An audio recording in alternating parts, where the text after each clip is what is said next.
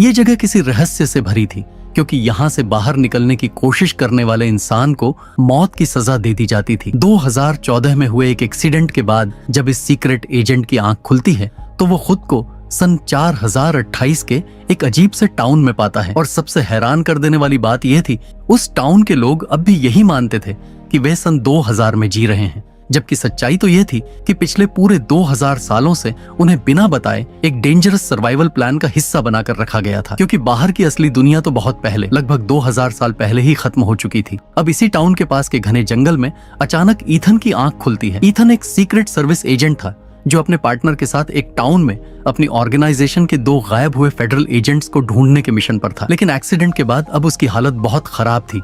उसके शरीर पर गहरे जख्म थे, कपड़े फटे हुए थे और उसके पास उसका कोई भी सामान नहीं था। किसी तरह खुद को संभालते हुए वो पास के टाउन की तरफ निकल पड़ता है। टाउन पहुंचने पर वहां के लोग ईथन को काफी अजीब नजरों से देखने लगते हैं, जैसे उन्होंने किसी बाहरी को पहली बार देखा हो। ईथन सीधा एक कैफे में चला जाता है, जहां काम करने वाली एक लड़की से बातचीत में उसे पता चलता है कि वह वेवर्ड पाइन्स नाम की जगह पर है। ईथन उससे कुछ और पूछ ही रहा होता है कि तभी कमजोरी के चलते बेहोश होकर जमीन पर गिर जाता है। होश आने पर ईथन खुद को एक हॉस्पिटल के अंदर पाता है, जहां सामने खड़ी होती है डॉक्टर पाम। पाम उसे बताती है कि उसकी कई हड्डियां टूट गई हैं और उसे कुछ समय तक आराम की जरूरत है। पाम की बात सुनकर ईथन को धीरे धीरे याद आने लगता है वो अपने एक और साथी के साथ निकला था। रास्ते में उनकी गाड़ी अचानक से एक ट्रक से टकरा गई थी। ये याद आते ही ईथन तुरंत पाम से अपने साथी के बारे में पूछता है, लेकिन पाम बताती है कि उसके साथी की तो वहीं ऑन द स्पॉट मौत हो गई थी, जबकि ईथन किसी तरह खुद को बचाकर गाड़ी से निकलकर जंगल में पहुंच गया था। अब ईथन अपने फोन से अपनी वाइफ को कॉल करके सब बताना चाहता है,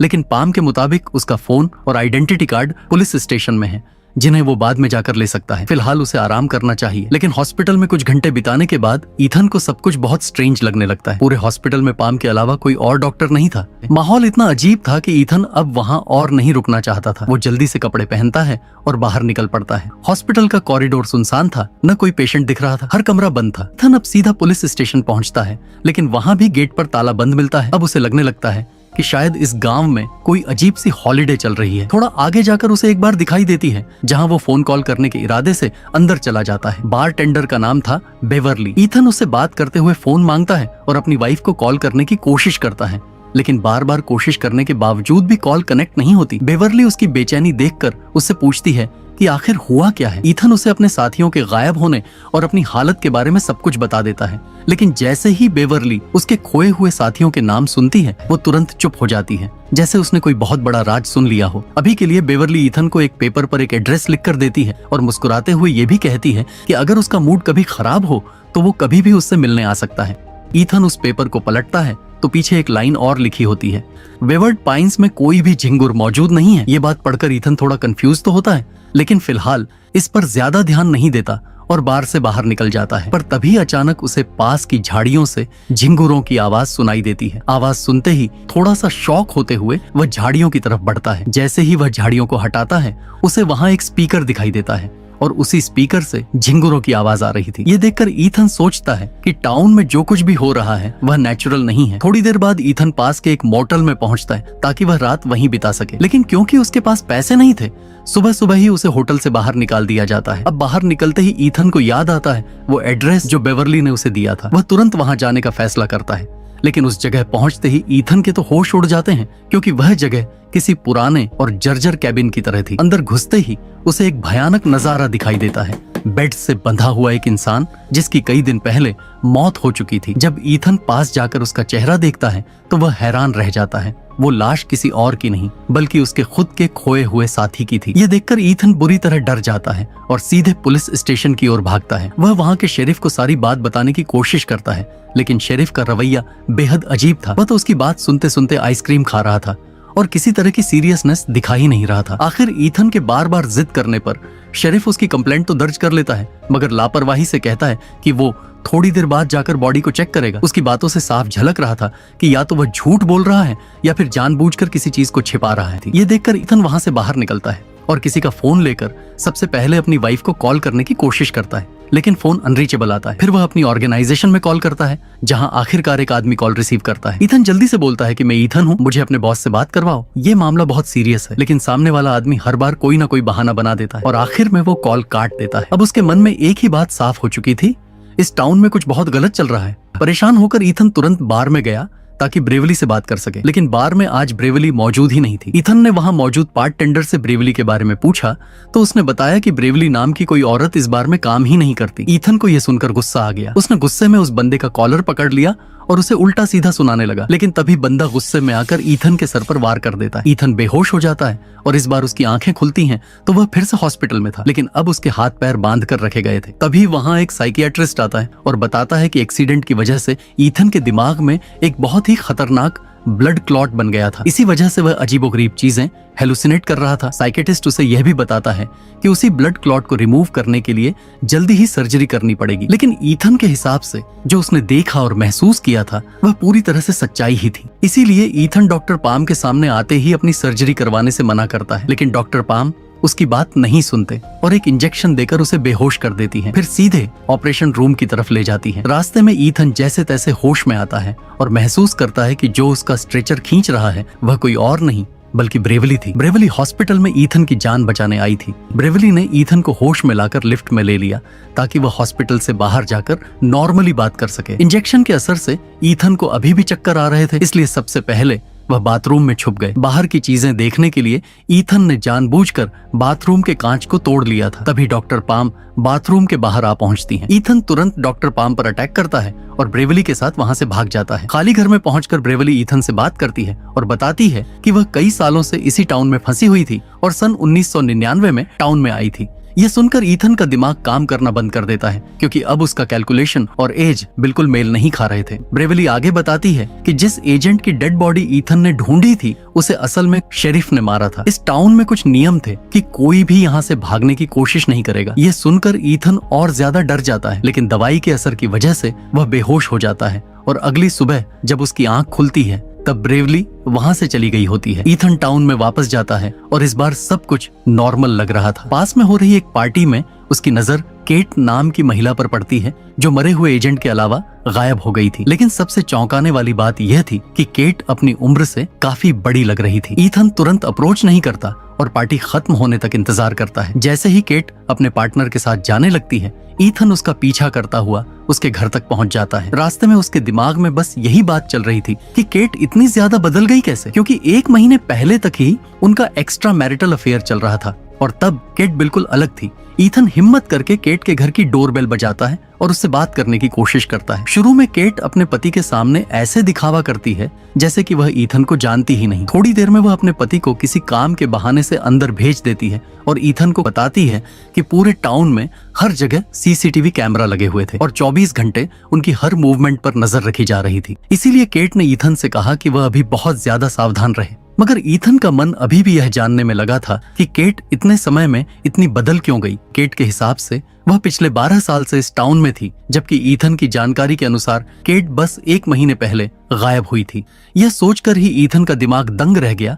केट ने आगे किसी भी सवाल का जवाब देने से साफ मना कर दिया और हंसते हुए ईथन को वहां से जाने को कहती है ताकि कोई भी उनके ऊपर शक न करे। केट की बातें सुनने के बाद ईथन जल्दी से जल्दी इस अजीब टाउन से बाहर निकलना चाहता था। उसने थोड़ी दूर जाकर पास खड़ी एक गाड़ी का शीशा तोड़ दिया और किसी तरह से गाड़ी को रोड पर भगाते हुए टाउन से बाहर निकलने की कोशिश की। कुछ ही देर में ईथन टाउन के एंट्री बोर्ड के पास पहुंचा और उसे लगा कि शायद अब वह टाउन पीछे छूट जाएगा। मगर कई घंटों तक लगातार ड्राइव करने के बावजूद अचानक वही बोर्ड सामने आ गया जो उसने पहले भी देखा था। ये देखकर ईथन समझ गया कि रोड के रास्ते से वह टाउन से बाहर नहीं जा सकता।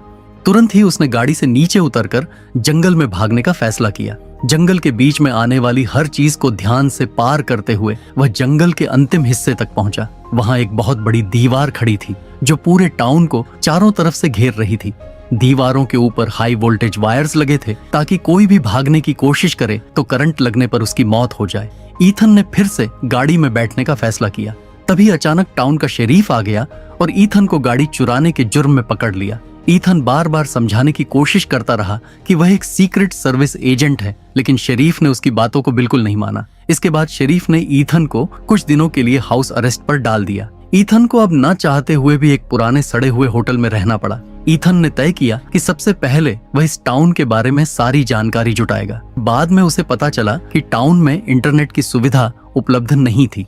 ईथन फिर उसी टूटी हुई कैबिन में गया जहां उसके साथी की डेड बॉडी पड़ी थी। अभी भी उसकी साथी की बॉडी वहीं सड़ी हालात में पड़ी हुई थी। तभी उसकी नजर साथी के पैर पर पड़ी और उसने देखा कि वहाँ एक छोटी सी बुकलेट छुपी हुई थी। ईथन बुकलेट को अपने पास लेने ही वाला था कि शरीफ अचानक वहाँ आ गया। उसने तुरंत ईथन को गन पॉइंट पर ले लिया।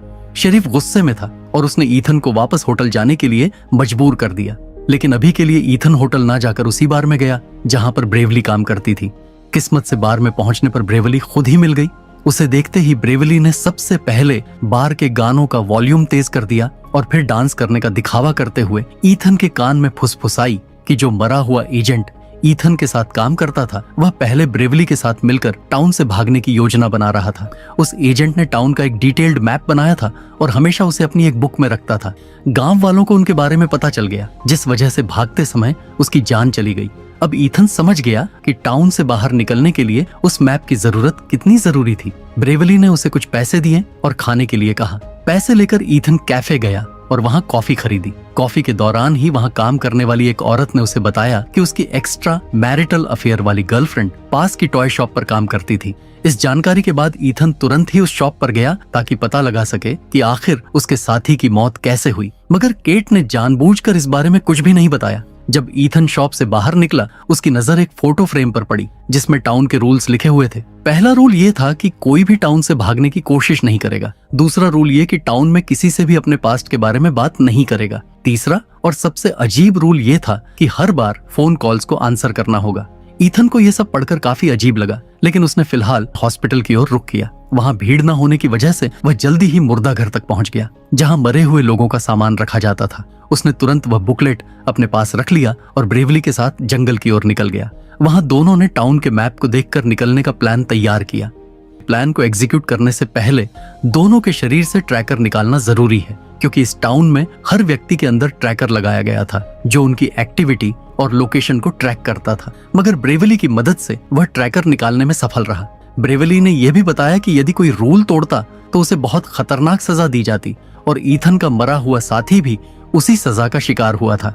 ईथन ने तय कर लिया कि वह किसी भी सजा को झेल कर भी बाहर निकलने की कोशिश करेगा।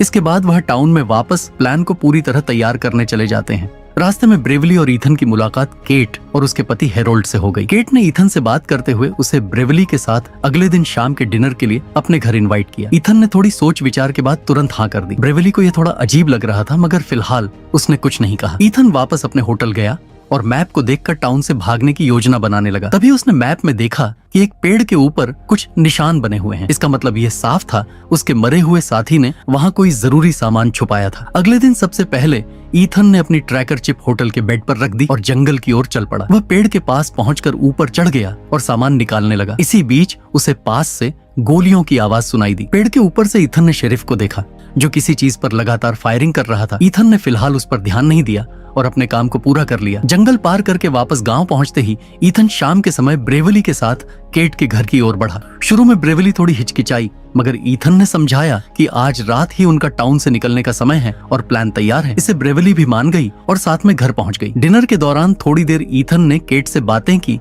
और फिर वॉशरूम जाने का बहाना बनाया। वॉशरूम में जाकर सबसे पहले उसने चेक किया कि कहीं कोई सीसीटीवी कैमरा तो नहीं है। पूरी तरह सुनिश्चित होने के बाद उसने अपना ट्रैकिंग डिवाइस वहीं रख दिया। इस बीच ब्रेवली केट और हेरोल्ड से बातें कर रही थी। जानबूझकर उसने अपनी बेटी का जिक्र किया, जिससे यह साबित होता था कि वह टाउन आने के बाद से अपनी बेटी से नहीं मिल पाई थी। पास्ट के बारे में बात करने के कारण उसने टाउन का एक रूल तोड़ दिया, मगर उसने खुद को परेशान होने का बहाना बनाकर बाथरूम की ओर चली गई। काफी समय तक ब्रेवली बाहर न आने पर केट और हेरोल्ड को उनके भागने की योजना समझ में आ गई।